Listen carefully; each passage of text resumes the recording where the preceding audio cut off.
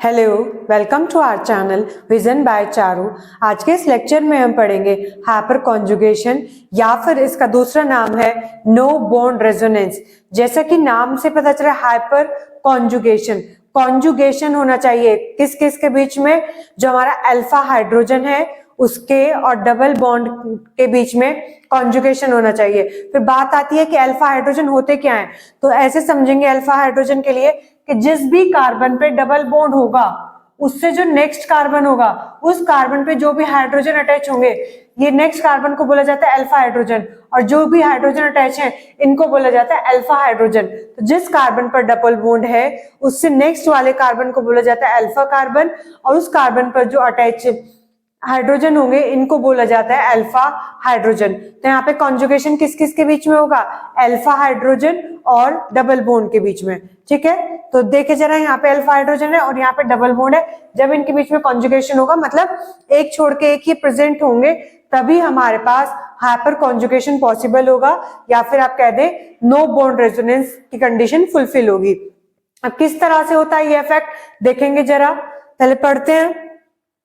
When there is a conjugation between double bond and alpha hydrogen, इनके बीच में conjugation हो, मतलब एक छोड़ के एक आए अल्फा हाइड्रोजन और double bond, then there is a delocalization of electron। delocalization मतलब इलेक्ट्रॉन मूव करेंगे, delocalize करेंगे, take place, this is called hyperconjugation। तो जो इलेक्ट्रॉन है, जो अल्फा हाइड्रोजन वाले जो इलेक्ट्रॉन है वो डिलोकलाइज करेंगे, मतलब अपनी जगह को चेंज करेंगे। और किस तरह से वो अपनी जगह को चेंज करते हैं देखते हैं जरा।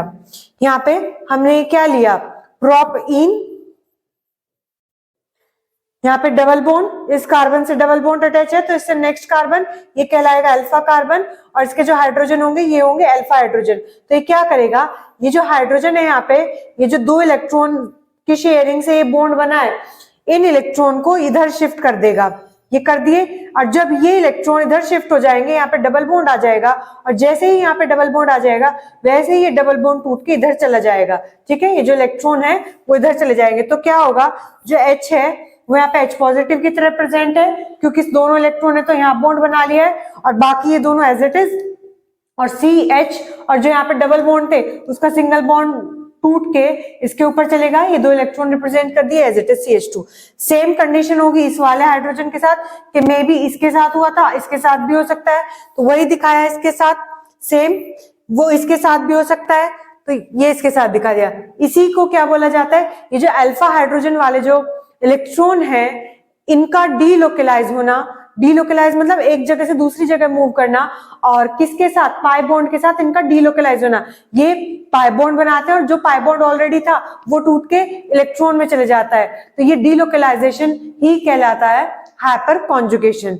ठीक है, और इस बात को ध्यान रखेंगे कि जो H पॉजिटिव है यही रहेगा, यही रहता है, कहीं जाता नहीं है। ठीक है, नेक्स्ट एक और एग्जाम्पल से समझते हैं। नेक्स्ट एग्जाम्पल है हमारे पास ब्यूट 1इन। अब हमने यहाँ पे क्या लिया, पहले तो यहाँ पे भी हाइड्रोजन था, अब यहाँ पे हमने CH3 ले लिया, तो डबल बॉन्ड से नेक्स्ट कार्बन अल्फा कार्बन, और इससे जो अटैच ये दोनों क्या है, अल्फा हाइड्रोजन।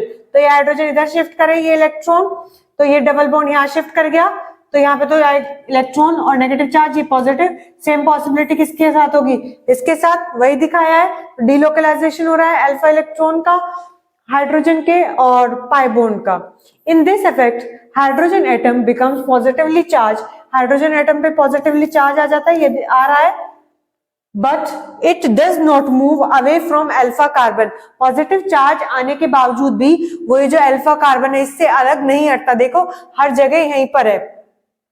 दो there is no bond between them, even उनके बीच में कोई बॉन्ड नहीं है, यहाँ अल्फा वाले कार्बन और इस H+ के बीच में कोई बॉन्ड नहीं बचा, और फिर भी ये H+ यहाँ से मूव नहीं करता।